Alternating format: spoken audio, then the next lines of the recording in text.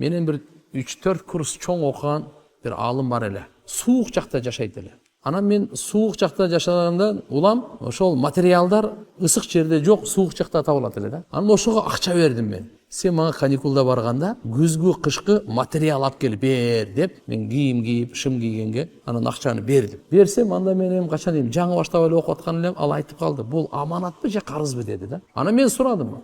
Эмне айырмасы бар дедим да. Айырмасы мындай деп. Эгерде карыз деп берсеңиз, мен азыр буну иштете алам дейт. Бир нерсе алып жейт, тияк-бияк кылат. Бирок баягы материалыңызды мен алып келип берем в любом случае дейт. Эгерде жоготуп берсем жолдо, ошондо да алып келип берем дейт. Эгерде сиз аманат деп берсеңиз, мен буну иштете албайм, чөнтөккө алып барып, алып келем, бирок жолдо жоготуп берсем, жооп бербейм дейт. Карыз дедим эми.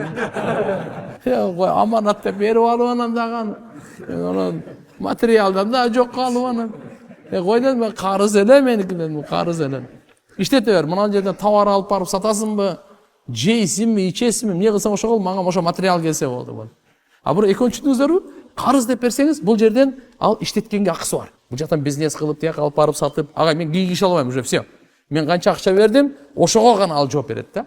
Ал жоготуп береби, урдатып береби, эмне балай болуп күйгүзүп береби, ал сөз кайтарып бериш керек. А эгерде аманат деп бергенден кийин угуп туруңуз, анын иштеткенге акысы жок. Ошону кандайча сактап туруп, мениби?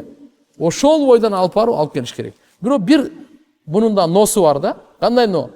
Бул уктап калганда урдап кетти. Ар кандай случайлар болуп калат жашоодо. Ошондой болуп жок болуп кетсе, жокса кийим, материал алып келаткан эле, алып келатканда урдап кетти. Жокса күйүп кетти, камера хранениеде, ар кандай болуп кетчү мүмкүн. Будан шалак кылып кеткен жок бирок. Ошол учурда мен буну акчамды бер деп айтканга акым жок да.